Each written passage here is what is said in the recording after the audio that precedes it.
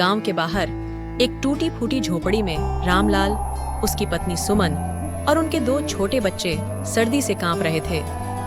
रात का अंधकार और ठंडी हवाओं का शोर उनके लिए किसी भयानक सपने से कम नहीं था। झोपड़ी की कमजोर दीवारें ठंडी हवाओं को रोकने में नाकाम थीं। बच्चे ठंड से सिकुड़े हुए एक ही पुरानी रजाई में दुबके हुए थे। रामलाल ठंड से कंपकंपाते हुए बोला, सुमन, ये हालात अब बर्दाश्त के बाहर हो रहे हैं। बच्चे भूखे हैं और ये ठंड उनकी जान ले लेगी। हम क्या करें? सुमन ने उसे दिलासा देते हुए कहा, रामलाल, परेशान मत हो, मैं कुछ न कुछ रास्ता जरूर निकालूंगी। अगर हम हिम्मत हार देंगे तो ये मुश्किलें और बढ़ जाएंगी। रामलाल ने निराश होकर कहा, काम बंद है, खाने को अनाज नहीं है, ठंड से बचने का कोई उपाय नहीं। क्या भगवान ने हमें मरने के लिए ही छोड़ा है? सुमन ने गहरी सांस ली और दृढ़ता से कहा, भगवान उन्हीं की मदद करते हैं जो अपनी मदद खुद करते हैं। हमें सोचना होगा रामलाल, ठंड हमें नहीं हरा सकती। अगले दिन सुबह ठंडी धुंध पूरे गांव पर छाई हुई थी। रामलाल काम की तलाश में बाहर निकला, लेकिन दिन भर भटकने के बाद खाली हाथ लौटा।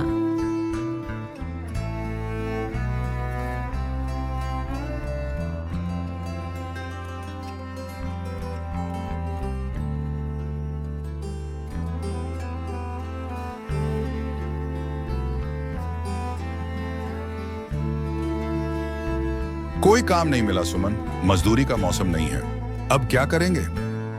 सुमन ने उसकी बात सुनी और कुछ सोचते हुए बोली, रामलाल, अगर बाहर काम नहीं मिल रहा तो हमें घर के अंदर ही कुछ करना होगा। मैं कोशिश करती हूँ, तुम बच्चों का ध्यान रखो। रामलाल ने हैरानी से पूछा, तुम अकेली क्या कर सकती हो? ठंड में कोई बाहर नहीं निकलता और हमारे पास कुछ बचा भी नहीं है। सुमन मुस्कुराई और बोली, जब कुछ नहीं बचा होता तभी इंसान अपनी असली ताकत पहचानता है। मैं कोशिश करूंगी और भगवान मेरी मदद करेंगे। सुमन ने घर के कोने कोने में पड़े पुराने कपड़े, बोरियां और टूटे सामान इकट्ठा किए। उसने उन बोरियों को सिलकर झोपड़ी की दीवारों पर चिपकाना शुरू किया ताकि ठंडी हवा अंदर न आ सके। उसने पुराने कपड़ों से खिड़कियों को ढक दिया और चूल्हे में बची खुची लकड़ियों को जलाकर घर को थोड़ा गर्म किया। रामलाल ने देखा और कहा, सुमन, ये सब कब तक चलेगा?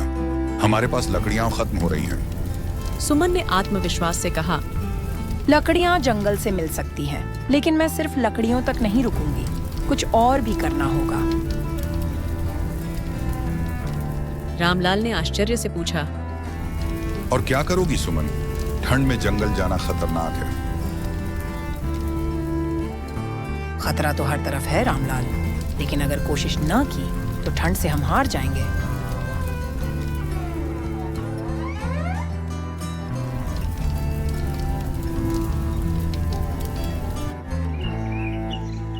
अगले दिन सुमन ने ठंड से खुद को बचाने के लिए अपनी पुरानी साड़ी और एक फटी हुई शॉल ओढ़ी।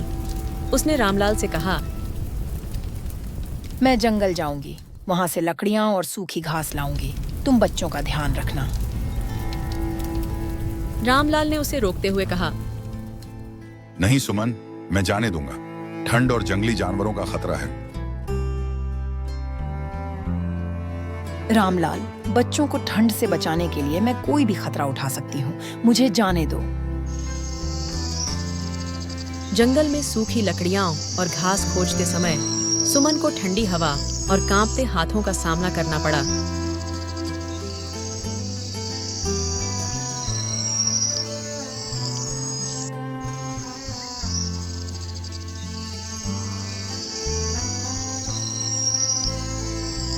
उसकी नजर एक पुराने किसान की प्रति जमीन पर पड़ी।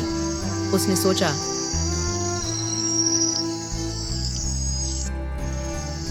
अगर इस जमीन पर खेती की जाए तो हमें अनाज और ईंधन दोनों मिल सकते हैं। सुमन लकड़ियां लेकर घर लौटी और रामलाल से कहा,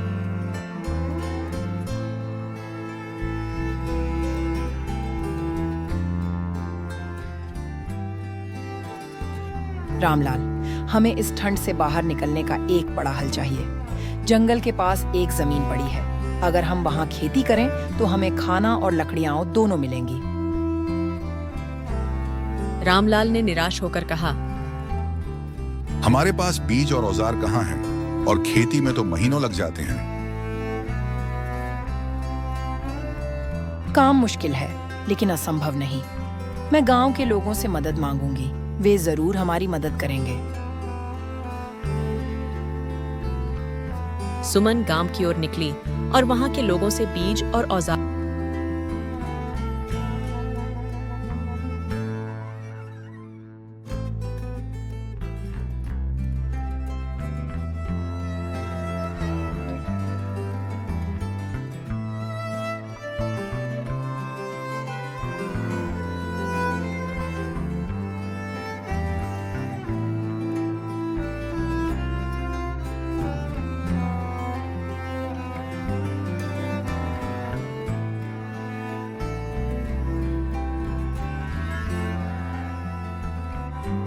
उसने एक महिला से कहा, बहन, हमारी हालत बहुत खराब है। अगर तुम बीज और कुछ औजार दे दो तो मैं तुम्हारा यह एहसान कभी नहीं भूलूंगी। महिला ने सुमन की हिम्मत देखकर कहा, तुमने इतना साहस दिखाया, ये बड़ी बात है। मैं तुम्हारी मदद जरूर करूंगी।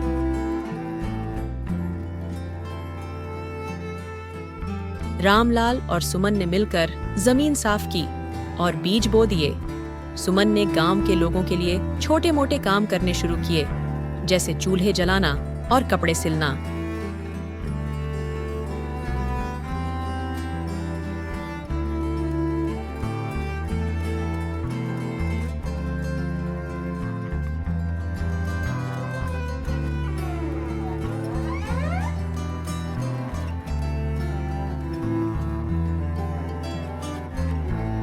तुम्हारी मेहनत देखकर मुझे हिम्मत मिलती है। तुमने मेरी सोच बदल दी।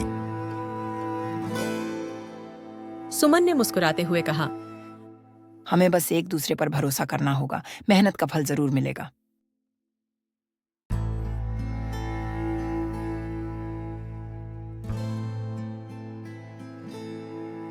कुछ महीनों में उनकी फसल लहलहा उठी। अब उनके पास खाने को अनाज और बेचने के लिए सब्जियां थीं। उनकी झोपड़ी मजबूत हो गई थी और ठंड अब उन्हें नहीं डरा रही थी। गांव के लोग उनकी तारीफ करने लगे। सुमन ने ठंड में भी हार नहीं मानी। उसने हमें सिखाया कि हिम्मत और मेहनत से हर मुश्किल का हल निकलता है। रामलाल ने सुमन से कहा, तुमने इस ठंड को भी हरा दिया। अगर तुम न होती तो मैं हार मान चुका होता। जब तक हम कोशिश करते रहेंगे, कोई भी मुश्किल हमें हरा नहीं सकती। सुमन की कहानी गांव की महिलाओं के लिए प्रेरणा बन गई। उसने साबित कर दिया कि समझदारी और मेहनत से हर मुश्किल को हराया जा सकता है।